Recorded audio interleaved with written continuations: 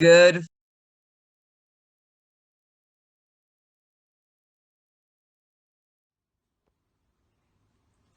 Good afternoon, and welcome to this virtual panel discussion for Rhapsody in Black.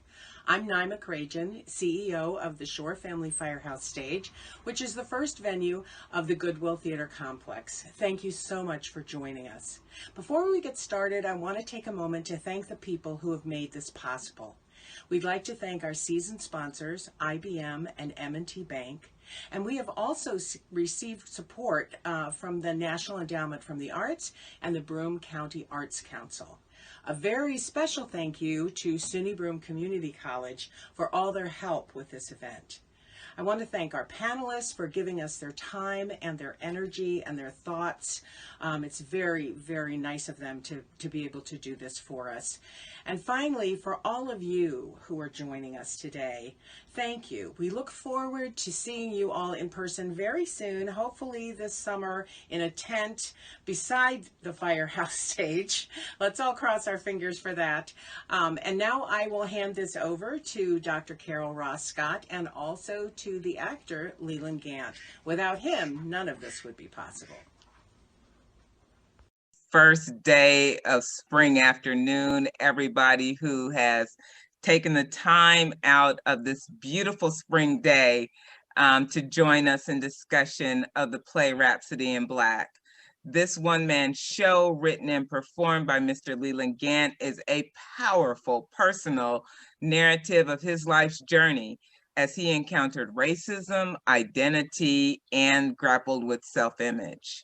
But before introducing the panel, I would like to thank Naima, the CEO of the Goodwill Theater, and her team for having the courage to present this work of art and give us as a community an opportunity to discuss its deeper meaning and relevance to not only Broome County, but to our lives. So joining me today are Dr. Kevin Drum, our president of SUNY Broome Community College, Dr. Karen Jones, who I think is the newest member of the Binghamton community. She comes to us from Buffalo. She serves as the vice president for diversity, equity, and inclusion at Binghamton University. We have Ms. Carla Mahalik, who is one of our SUNY Broome faculty members, and she's the coordinator of our civic engagement program. We have faculty member Kathleen McKenna as well. And joining us all the way from Wilmington, Delaware, Miss Bibi Ross Coker, who just happens to be my auntie. And she is a community activist, a poet, and a writer. And joining us as well is the man of the hour, Mr. Leland Gant. And so let's get right into this. We have all seen the play. It served as a powerful expose into your reality, into your evolution and journey as a Black man. And for many of us, particularly Black folks, you don't have a real news story. So can you share what compelled you to share this story, and who is your audience? Who's supposed to be your target audience? Well, I'll start with the audience. And the audience, I wrote it originally for white folks, because it's supposed to be a window onto some foreign landscape, the idea being to help realign the filter through which the information comes into their psyche, so they have a different way of dealing with that information and then projecting their behavior behind that. Also, it's a common thread that when people know or see or experience other people outside of their framework, their bubble, their silo, they gain information that gives them a better perspective of that other. So yeah, it was for white folks. But when I first read the piece, it was like for maybe 6 people. A friend of mine had a theater. He gave me a reading, Sunday readings at 6 at the Workshop Theater in New York. There was a brother sitting over here in the audience from Cleveland, Ohio. There's a brother sitting over there in the audience from Titusville, Georgia. And they both told me after I finished reading the play that I was Roberta Flack, that I was singing their song, that they saw me, they felt me in their own lives. I realized, oh, this is for everybody. This is not just for white folks, to give them some picture of what they don't know, This is a reflection to Black people to let them know, no, you ain't crazy. You ain't the only Right. one. This is happening, and this is for real. So Right. that was a revelation for me. So who is it for? It started one place, and now it's for everybody. I Right. want to take it to, everybody. Antarctica, it's cold there, but they need to hear me. Uh, I'm kidding. I hate the cold. I ain't going, but maybe we can do it virtually. You know what I mean? Now, the reason I did this, it all started with an actor trying to find himself some work because, I had left the industry or taken a pause in order to change my money gig. I was being a waiter. I was a waiter and I was about to kill one of my managers. So I figured since I wanted to stay in town and not do Okay. as much regional theater, and that meant that I was going to be working more at the restaurant, to avoid incarceration, perhaps I could find another line of work. I did. Right. It was massage therapy. It took me 16 months. When I got back, Leland who was the question I was dealing with.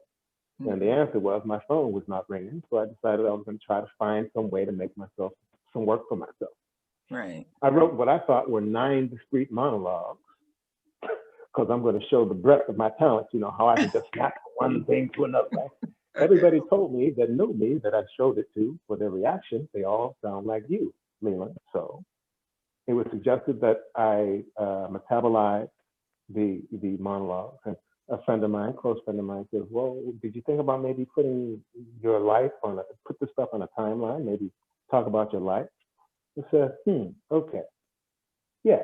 So I moved in that direction, metabolized the monologues, and all during the period of time, I'm trying to teach myself how to write. Right. One thing that I learned is you have to really know what it is you want to say. Then things start coming a lot easier. But it was a while before I figured that out. Mm-hmm. And eventually I came to the realization after a conversation with my nephew. We're both married to white women, and we're talking about, well, why are so many Black men with white women? We didn't come up with an answer. It's too Yeah, big a because question we're for the gonna question. ask you that question a little lot and a little later. Well, I think I make a good case for it in the play, but nonetheless, Yeah, you did. You did. nonetheless, it was like, okay, wow, that's a deep question. And that led me to finding what it was I wanted to talk about. The psycho-emotional effects of racism on a Black man growing up in America. I mean, through that conversation and others that I had, I realized that every major decision in my life had been impacted by the existence of racism. I mean, it had a Right. very heavy-duty thumb on the scale every place in my life that was of any consequence. So I needed to find out what that was about. So I wrote about that. And Okay. things started pouring out of me. And of course, I used my own life. And the stories are all true, fictionalized to me, but Yeah. they're all true. And anybody who's ever written anything knows what Gestalt is about. You have to get from point A to point B, and sometimes Right. you have to conflate characters and uh, place incidents, say things that happen in a different time or place in order for to make that transition. But I tried to stay as truthful as possible to the overall timeline and the events and the cause and effect, which was what at the bottom of what I was attempting to portray. Oh, well, great. Well, and Bibi, when I was watching the play, one of the things that came to my mind was we use the arts and we use the theater as a safe space for hearing or seeing a story. Is it more comfortable to deal with racism using the arts as a medium? And if you use the arts as a medium to confront racism, can the message really be internalized by the audience? Um, that's a really good question, but I think historically, whether we call it theater or not, we've always used the arts. We've used music, we've used movement, whatever, and it wasn't something we learned on this side of the Atlantic. It's what we brought on that side of the Atlantic. I think uh, that people have a tendency to understand what they can touch and feel and see. Mm-hmm. I hate to say it, but they don't read worth a darn, and it's a shame uh, because that's a problem. That's a problem even in schools now, but it's really true. I just want to say this really quick because I forget a lot of stuff, Carol, and really before I forget it. The one thing that this play did for me and I thank you for it because it gave me new encouragement. It helped me to know that what we're doing right here in Delaware, and on a scale of whatever we can, I teach, to tell you the truth, primarily white people, or facilitate, I should say, white folks at the University of Delaware in a lifelong learning center. And I'm doing it because I want to. And what we're doing is teaching Black history. It's not Black history, African American history. Then I bring it over to this side of the Atlantic or whatever. And the one thing that I always begin with, just to shock them and to let them know who we are and how we stand, is to say that Timbuktu was a real university in Africa, and it was more than well attended by Europeans and Asians, and Africans taught it, higher education. Then I go on from there. So what you taught me out of this was something huge, and that is we have got to keep pushing for our history to be archived and chronicled in the textbook of American history, because it isn't there. And we are definitely a part, not a part. We are America's history. And I thank you for that. Carla, when you first saw the play, what was your gut reaction? You're on mute. It's always one, Carla. And I did that to be respectful, so we didn't have too much background noise, and then forgot to unmute myself. Honestly, the first time watching it, it was difficult, right? And I'm a sensitive person, so I tend to take on people's emotions. And so I found it very difficult and very heart-wrenching, really just upsetting that somebody would experience all of that in one lifetime. So the first time through was just hard, very hard. So I watched it a second time, and the second time I got more out of it because I knew what was coming, so I could set my emotions aside and then listen more to the message. And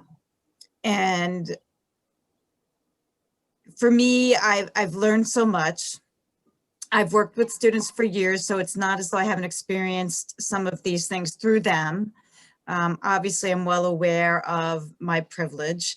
I've seen it in grocery stores. I've seen it in Walmart. I walk out, they don't even give me a second look, and I'm walking next to a side, a minority individual, whether they're Hispanic or Black, and they get stopped and get their bags checked. And I'm just horrified, because why wouldn't you check my bags? So I've seen it, I've witnessed it, and I've had many conversations with students about the lives they lead. So it just was another, it was evidence to me of the difficulties that people in this country experience, and it was frustrating to me, and just vowed to myself that whatever I can do to help, I plan to continue to do that. Usually, and that includes educating students in my classroom. And so, Kathleen, when we're taught, well, a lot of people are taught that, we're supposed to be one human race, and we're all supposed to pretend to be 100% colorblind. Is talking about race, in your opinion, particularly as a white person, and after you see this play, do you consider it racist? Do I consider the play racist, or talking? No, talking about race. No, I think it's a really good thing. It's kind of weird. I'll give you a little context on me. I'm involved in adult education at the Unitarian congregation, and I could resonate. One of my colleagues, an African-American colleague, came to our church one time, and he said he had to leave because of all those well-meaning white liberals who descended upon him. There was a piece of that in the play. So, I mean, it's kind of interesting. We've been doing some reading and having some conversations throughout the year at church, and reading, Cast by Isabel Wilkerson, and talking about that, and watching like Uncomfortable Conversations with the Black Men by Emmanuel Acho, also good. This for me was probably, well, Isabel Wilkerson's book, I had to read it slowly, and the same thing with this play. I had to watch it in chunks. I couldn't watch the whole thing all at once. And then a second time through, kind of like Carla said, the second time through, You know, I actually was able to watch the whole thing all at once. But no, I think it's really good to talk about our experiences of race and so on. My daughter, my ex-husband is from Cuba, and my daughter identifies 100% as Latina, and she says it's because the world treats her as Latina. The world doesn't see, you know, half Irish in her, and she doesn't identify as Irish either. So yeah, I think they're important conversations to have. They're not always easy, though. Thank you. Well, you know, Karen, you're down here and you've been a diversity, equity, and inclusion officer for quite some time.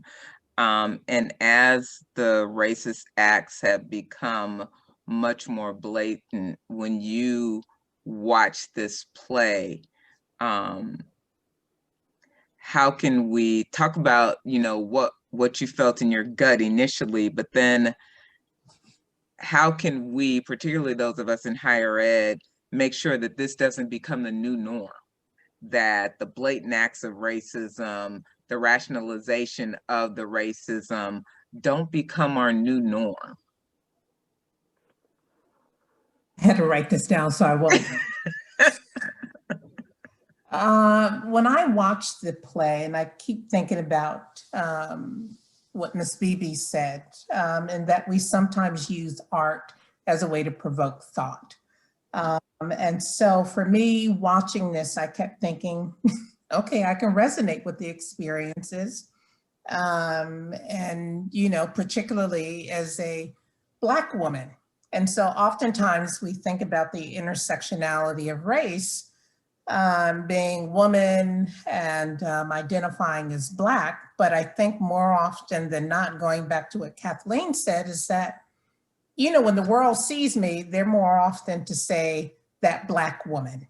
Mm-hmm, absolutely. Gender is always secondary because my race is, you know, something for me that's much more prominent because the discrimination I've experienced has been by virtue of my race, right? And so this would also come from, you know, other women of various representations and men of other races who are like, you know, Black woman or whatever word that they call me, not sound like the child of God that I am. Mm-hmm. And so, you know, when you think about racism becoming the new norm, I want us to reflect on the point that racism isn't the new norm, that it's been here for quite some time. It's insidious in our society. And so when you think about the historical underpinnings of race relations, we have to go back to what many folks identify as the founding of America. Right. My conversation has always been, excuse me, you can't found something that's already been in existence. Right. And to do so would be to suggest that, you know, American Indians or those who identify as the indigenous population were invisible. And then Right. about Ralph Ellison's Invisible Man, who said, it's not that I'm invisible, it's simply because you refuse to see me. Right. And so I just want us to be mindful that, you know, given the rhetoric of our last several years, that it's not to suggest that this is new, it's just that it's become much more convenient, if you will. Folks feel more reticent to speak ill words because, you know, they can get away with it. And Right. some of the conversation that also goes back to, you know, the First Amendment, freedom of speech. But, you know, I think we have to be mindful that it's not, you know, folks of color who are spewing this rhetoric. It just happens to be white people. And we have to acknowledge that and be open to having the conversation, even as it relates to the horrific incidents that are taking place in Atlanta. Yeah. Right. Right. Well, you know, when you bring up we've got to have the conversation. Leland, when did you have your conversation about being a young Black man or being a Black boy before you went out the house? You know, I didn't really have, before I left my mother's house, you mean? Mm-hmm. That incident in the school cafeteria was my scene of instruction. That's when it came rolling down on me like, you know, thunder, that I was prohibitively different. Mm. You know, that's when the real, because I mean, we had white folks in the neighborhood. My mom had an account at the store right next door. You know, we had Puerto Ricans up the street. We had this Filipino family down the way. You know, for all intents and, I mean, to be sure, there were not a whole lot of white folks in my neighborhood, right? But there were white folks in the neighborhood, Yeah. right? They were probably the raisins in the rice with, you know, the Right. golden. But like, you know, it wasn't until this thing hit me in the head. I went to, you know, high school, and you know, that's when it kind of hit me in the head. This is, oh, I mean, that's why that scene of instruction is right there and so pivotal, because I'm about to leave my mother. Well, not even then. It was like the formative years. I'm like 13 years old, Mm-hmm. and that first conversation was like, no, you're not, and you can't get there from here. Right. So that was kind of devastating. That was the first one in memory. Up until then, I was just too black for the girls. You know, I was just this, too poor, too black, on the wrong side of the tracks. You know, I was suffering from those intra-communal discriminatory things that happen. Right. You know, Right. you're too short, you're We'll too, get there. baby, like that. Yeah. We'll get there. Yeah. It's like, okay. Before that, it was just, okay, this is where it is. I mean, Mhm. so of course I wanted to get out of there because I didn't want to deal with that, only to realize that I was from frying pan into the fire. Right. So, Absolutely. Well, Dr. Drum, I think one of the things that as Black families we grow up, and I remember my father having a talk with my brothers about being Black men. And, you know, I'm from Compton, California. Being Black men and, you know, leaving the house and what happens. Dr. Drum, you've got a great son, and I just saw Cameron the other day, and I cannot believe how tall he is now. But he's taller than me. okay, and let me tell you guys, that's tall. Okay, that is really tall. When you have had the talk with Cameron, what is that conversation, particularly as it pertains to a young man of privilege, you know? And I know Cameron as a young person, but for all intents and purposes, when he walks out the door, he is a young man of privilege. Oh, absolutely. And he, you know, I don't know how much idea he has, you know, of that at this point, because, you know, particularly his mom, you know, tried to raise him so that he wouldn't see the world that way. But there's no doubt, as a 19-year-old, we see that coming out as it does with many teenagers at every level of privilege or not. You know, there's no question, certainly as compared to, you know, Bonnie's and my upbringing with, you know, blue collar parents. You know, it's interesting the kinds of conversation, you know, we have with him about going out is, you know, your father has a very high profile position in the community, and you have to be careful of your behavior because your bad behavior will reflect on him. You know, that's the kind of sort of being out in the world conversation, you know, we've had with him, and, you know, and keeping him, you know, himself safe. You know, we've never had a conversation with him about being, you know, potentially a victim, you know, inappropriate victim of anything. You know, wouldn't enter our minds. And I'm not sure, you know, until, you know, Barack Obama became president and started reflecting on the incidents, you know, that we endured, you know, during his presidency, that I realized how prevalent, you know, the talk is out there, and how necessary, you know, how sadly necessary it is. I don't think I realized it I mean, I sort of knew it vaguely, from friends and acquaintances, over the years, but I didn't realize just how pervasive the talk was in our society, and how necessary, how sadly necessary it still is as a child of the 60s. Like Leland, I graduated in 72. Very white, blue collar mill town. When a Black family would move into the community, everybody knew it. It was no big deal because it was a Black family, and that was it. We had a couple move in during my childhood, and the dad usually worked in the mill, and a few years later they moved out. And that's the way it was. I really didn't have much association with people of color until I went away to college in Boston. And when I went to community college, not a lot of people of color at my community college in Western Mass, but then in Boston, at Boston University, still not a lot, but a lot more than in the Berkshires. Right. And began to have a whole different association. But again, I don't think I really became aware of the pervasiveness of the talk until Barack Obama was president. And so we have a question from the community, from a mother of a young white boy, and her question is, how does she best teach him about race and racism? I'll open that up to anybody. It's a great question. I would suggest to her that race and racism might be secondary. Tell her to teach him about humanity. Humanity, people. And tell her that don't go colorblind. See a person and see a person, not a Black person or a white person or a Latin, whatever. Just see the person.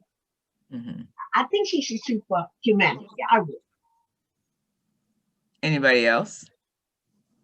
I was going to suggest modeling behavior. So, as a parent, yes, now 31-year-old young woman, you'll be surprised as to what our children observe from us. yes. Rhetoric that we spew when we see people, language that we shout when we're cut off on the highway, the ways in which we manage challenging situations, personal or professional, emotional. So my guidance would just be to model the behavior that you want your child to demonstrate. And so, there are things that I can say that my daughter's never seen me do. But then there are things that she has seen me do, and I've had to say, hey, here's the context. This is what happened. But most importantly, that I think I try to instill in her is this notion of self-respect. Right. Yes. Being respectful towards others. Yes. And at the same time, having a spirit of grace and forgiveness. Yes. And a willingness to provide support for those who may be less fortunate. Yes. Right. Well, we're going to switch topics in a second, but I want to ask our educators, because, you guys see the students every day, and there are times when we talk about stereotypes and the impact, but what about those supposedly positive stereotypes? For example, Asian kids are supposed to be smarter than the rest of us, the Blacks and the whites. And that's supposed to be a positive stereotype. How do you deal with those kinds of biases and put everybody on equal footing, and move on with the learning outcomes and that sort of thing? Okay, Carla. You know what? You're in my corner now. Let me tell you something. Okay. I'm sorry. I'm just going to say, no, this is all I'm going to say to you is this whole business of equality and standardized. So there are no standardized learners. Everybody learns differently. What we're trying to do right now, as far as teachers are concerned, and I mean this from the bottom of my heart, Teachers are pivotal to the education system, and America as a whole has treated teachers like they are an oh, by the way. That's one thing we've got to, get the hell out of here with that. Teachers are pivotal. I don't care who you are. You had a teacher. You can be a doctor, lawyer, whatever. You had a teacher. We need to raise that level and respect them. Teachers are educational engineers. An engineer may build a building, but the teacher's growing your friggin' brain. And we need to respect that. And I know that's not what you asked me, but I got a thing about that. I know, on BB. Yeah. Teaching programs 5 years, treat them like engineers, pay them better than engineers. That's right. I know. Woo! Yeah. Okay, Carla, what were you going to say again? I'm going to hire her to work for the Faculty Association. And again, I'm the agent. So what I was going to say, I just wanted to play off what Leland says in the play, that we're all beautiful variations of the same. Yes. And that, so that would be my recommendation to the mother, but also to how I treat every student in the classroom, and how I would combat any kind of positive stereotype of any kind, is that I treat all my students equitably. But, if they have any kind of learning ability, and maybe that's a different, it differs from how I teach, then we just approach it by working through whatever needs they have separately. If my teaching style doesn't fit with their learning style, then we work on that together. And I don't care if they're purple with green hair, it doesn't matter to me, that we just work on that together. What I would also say is, and my own adult children now, in response, they're tired of hearing me sing that song, is that as children grow, they have to know what's going on in this world. Right. So, even though we can tell them they have to learn how to treat each other equitably, everyone has the same blood, hair, teeth, etc. As one of our convocation speakers said many years ago, the bottom line is that is not our real life. So we can't also raise them in a bubble. We do have to educate them on things that are going on and have conversations such as what just happened in Atlanta, and continuing to have those conversations and educate them along the way, and then share our values with them. And hopefully they're good values, hopefully they're not those parents bringing them to the January 6th insurrection, as I just heard about in NPR, and their son got arrested. Separate story.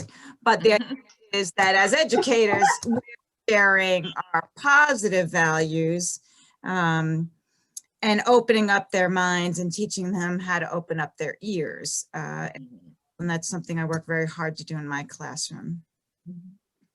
What about you, Kathleen? What are your thoughts? One of my favorite classes to teach is effective speaking, because we all really kind of get to know each other in that class.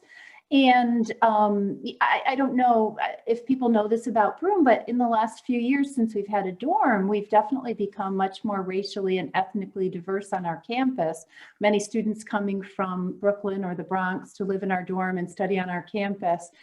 And I find myself thinking that our classrooms, maybe this is a commercial for a community college, but they're probably one of the most diverse places that I've ever been. For instance, when I've surveyed my students in the fall, they were about a third Trump supporters, a third uninterested in politics, and a third, Democrat/Biden supporters. So I feel like it's kind of a cool opportunity, because I don't know that we mix that much outside of our classrooms. So in a speech class, students will do something like, an icebreaker is just show us something that you carry with you all the time that you think we all should have with us at all times. And, I think there are things that we find that we have in common. There are things that we find that are different. But I just it probably sounds kind of silly, but, and even in the Zoom setting, to have a group of people who have some things in common and some things are different, and that they've made a commitment to be a community together for the course of a semester, and they just kind of get to know each other, I don't know, maybe that's naive, but I think good things come from it. Right. Yeah. The classroom to me is an excellent laboratory for people to learn how to treat one another and learn from one another and about one another. Let's flip the script a little bit. Leland, let's come back to you and talk about, as Black people, we often struggle with our own demons of Black on Black discrimination. And you were very poignant in the play with regards to what you had to deal with. You gave a lot of yourself with that. And for me, particularly as somebody, yes, I get the interracial marriage, but sometimes as Black women, we say, oh, that's another one of our good brothers that's been taken from us. And so what has the reaction been? And, some people say that it goes all the way back to the slavery influence, that brothers will go for, white girls subconsciously to pay the white man back. Where was your head with that? Or what have people said to you? What has been the reaction? Frankly, if I was worried about the reaction of anything in the play, it was that specific question: how Black women were going to react to my, theory about why I was with a white woman. And because, it's the truth. It was a result of that more than that rejection from them more than any aspiration. My only aspiration was to be loved, to be accepted for who I was, and to be given a shot to show somebody that I was the shiitake. I didn't get that. So, however, all those things are in play in the zeitgeist about this interaction. Okay. So many things that I'll show you. I'm going to aspire for something as a trophy to show the world how far I have come. I'm going to take something from you, and I'm going to undermine your identity or your idea of racial purity by impregnating this white woman with my seed. Therefore, I have corrupted your purity in your mind. That I wrote a really dark piece, one act that had that kind of ethos, and it was kind of tone deaf because it had something to do about abusing women, but that's another story. Jesus, I hate getting off topic because I lose my train. Baby, you feel me, right?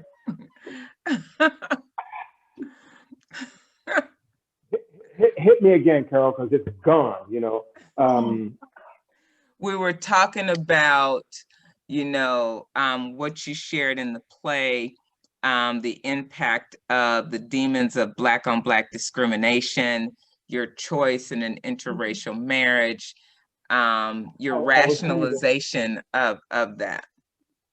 Yeah, I think there's as many, if they think about it, if they've done the work to excavate if they even thought that they needed to examine the motivation, because it might just be sex, it might just be love, it might be a number of different things that on the surface we take for granted, right? Which is pulling us in a specific direction or inhibiting us from going in another direction. I believe that they're all there.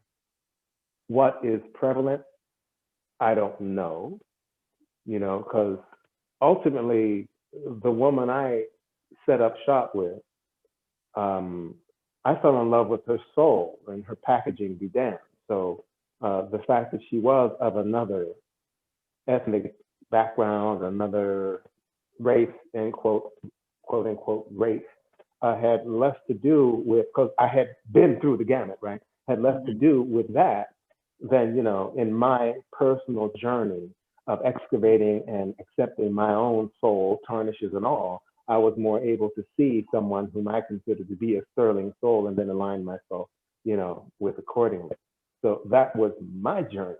Does that obviate the existence of the theories that you were espousing about, there's the trophy, there's I'll show you, there's the subconscious, which I was dealing with for a long time, of self-worth. This is what is being, so I got to get some of this from that in order for me to feel good.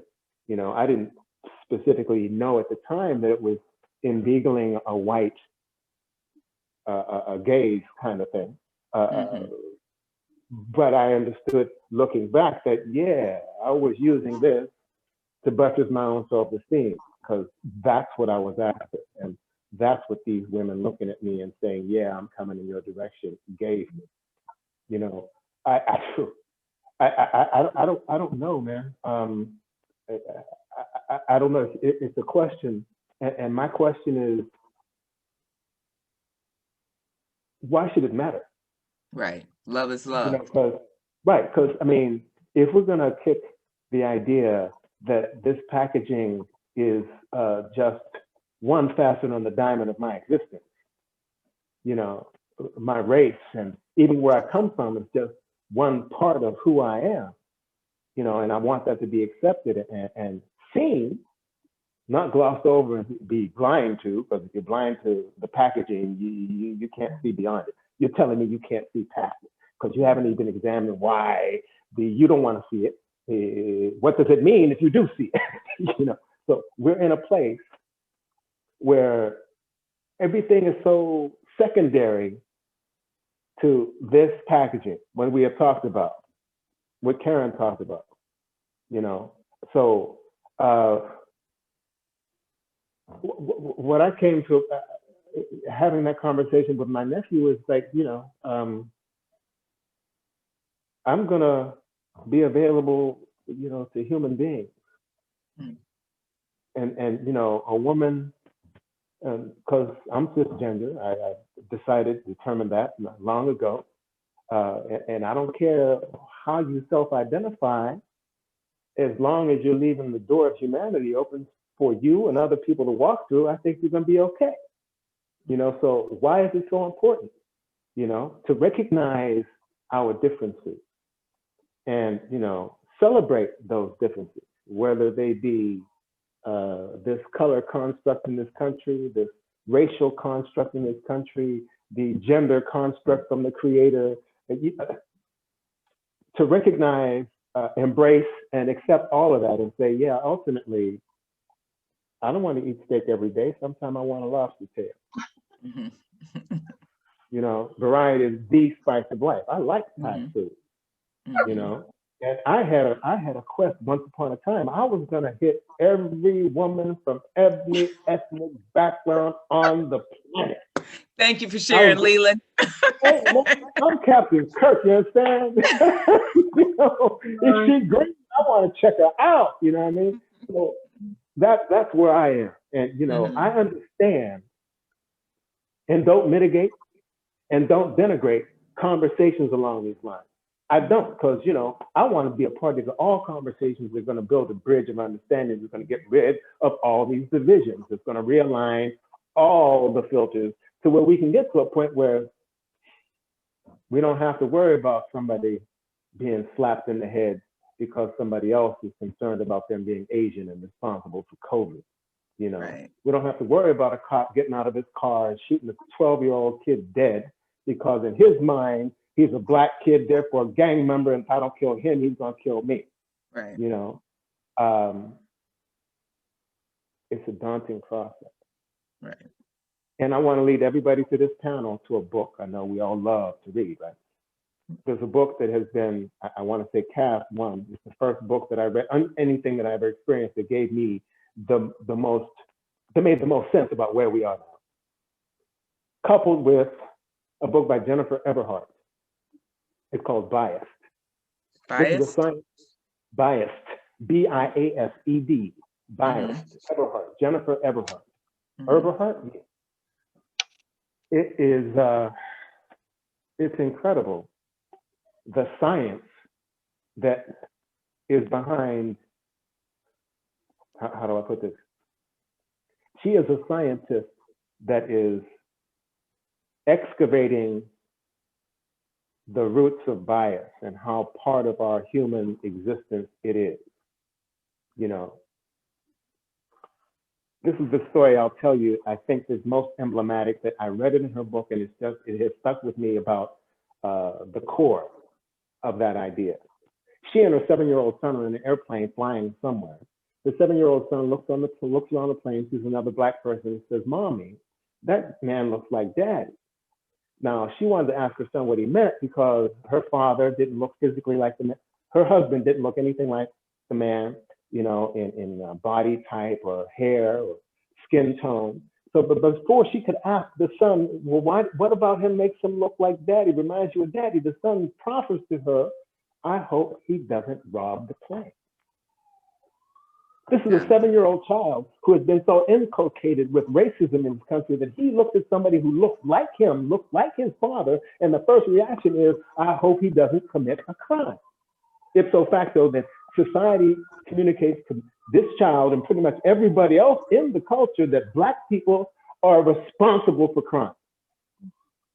You see a Black person, there's going to be a crime somewhere. This is the water we've been swimming around in since 1619.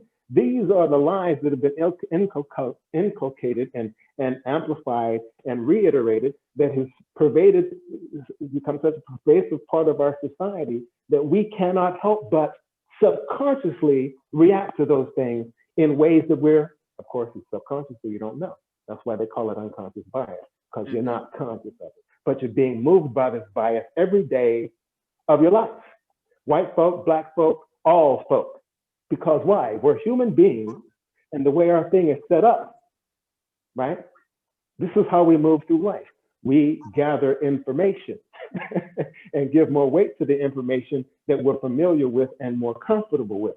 And we tend to eschew and move away from information that makes us uncomfortable or that we're not familiar with. All right, so what's the answer? We got to put all this stuff in the same pot and change the idea that people have in their head. How do you do that? Ask Daryl Davis. He's a Black man blues musician who has Klan robes hanging up in his closet because he has cracked the paradigm of how these Klan members see Black people. So they could not continue on with the ethos they were on. They had to second guess themselves. They had to realign their filters and see maybe they didn't have it correctly. Every day in every avenue of existence, people of color have shown and debunked all of the theories and all of the crap that has been said to denigrate us, to make us less than, equal to the predominant caste, I might want to say. These are the things we need to kick. These are the things we need to show our children. These are the things that we need to tell them. I mean, if it wasn't for the HBO TV watch series, Watchmen, how many people in this country would actually have known anything about Tulsa, Oklahoma? That's white and Black. Right. You know, if it's not for Donald Trump and his ignorance attempting to trod on Juneteenth, how many white folks would know anything about Juneteenth? So, you know, baby, teach a history of America. We don't need African American history. We don't need Asian American history. We need a true history of America that tells the whole story and why. You know, that's what we need. And if you want to start with Kendi, man, I know I'm on the soapbox. I'm sorry, but I know. There's cat Ibram X. Kendi. You probably know him from Yes. How to Be an Anti-Racist. Well, the book before Yes. that, which I started reading and can only take in chunks because it pisses me off so much, stamped from the beginning. He tells how Portuguese, I mean, and we all know that history is written in a certain perspective. So, you know, you have to wait until these things that are stated get reiterated from other sources before you can give them ultimate veracity. But he's telling me the Portuguese wanting the trade routes that probably emanated from the University of Timbuktu, they wanted the money. So they went in and they said, well, all Africans are, you know, they've been wearing tops and bottoms since the day one of existence, but all Africans are savages who running around the jungle in loincloths and everything.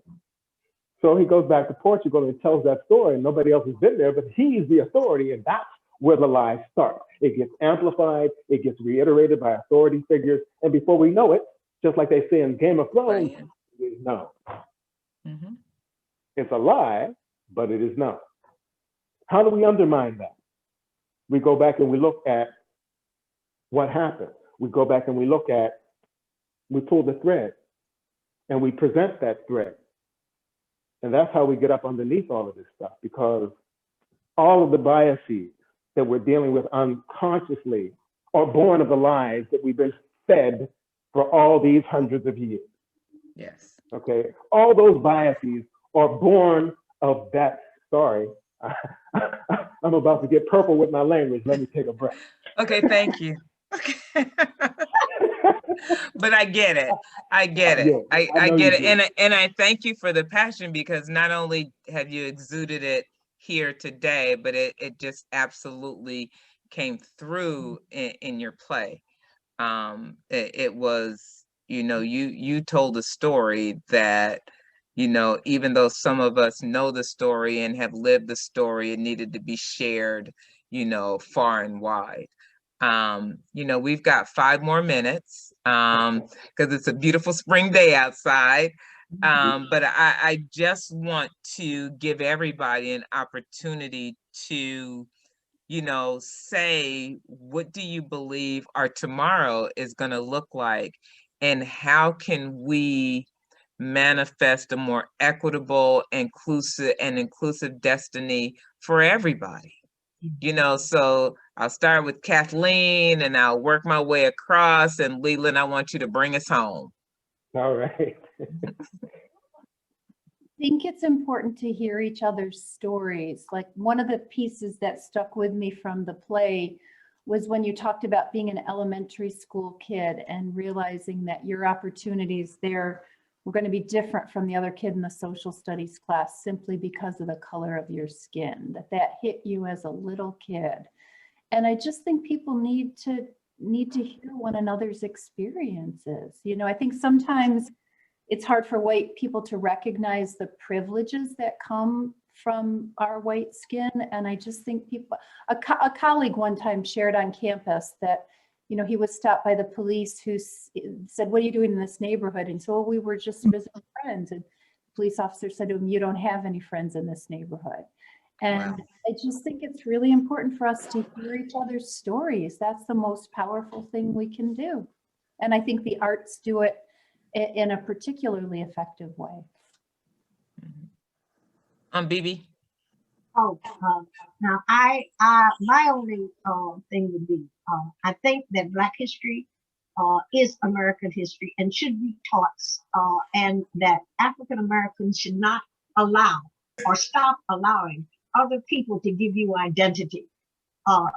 Please, for God's sake, don't become colorblind. See me as I am. You don't have to define me. I know who I am.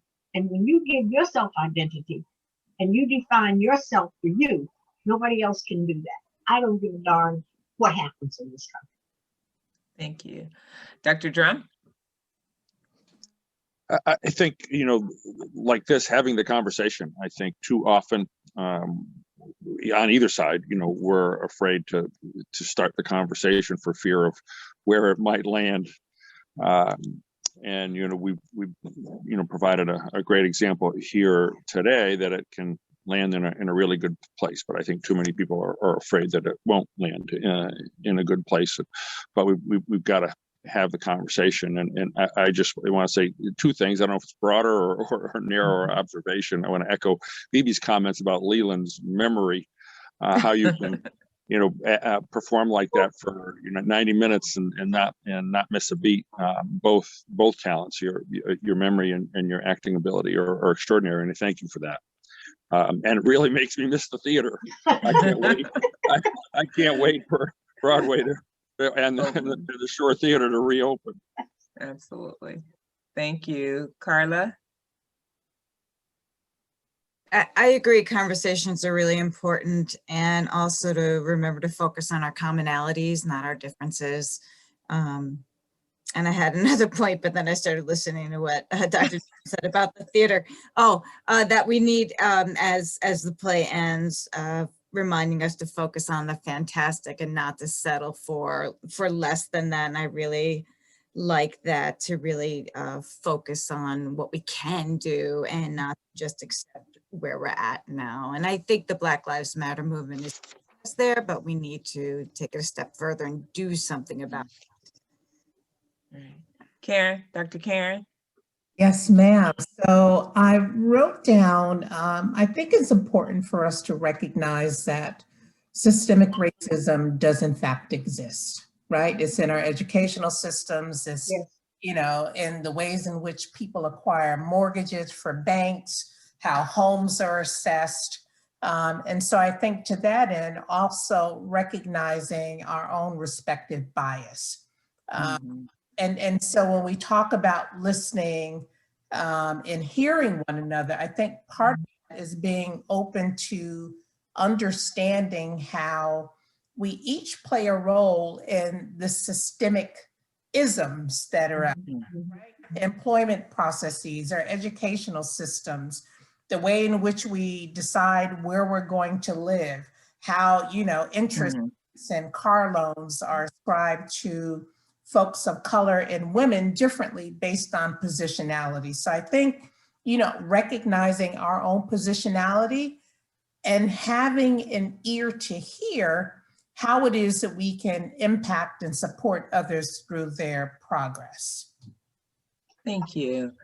And Leland, man of the hour, I'm gonna let you bring it on home. Well, it's really big, but I've heard some great stuff, you know, agency to claim your own narrative, that helps.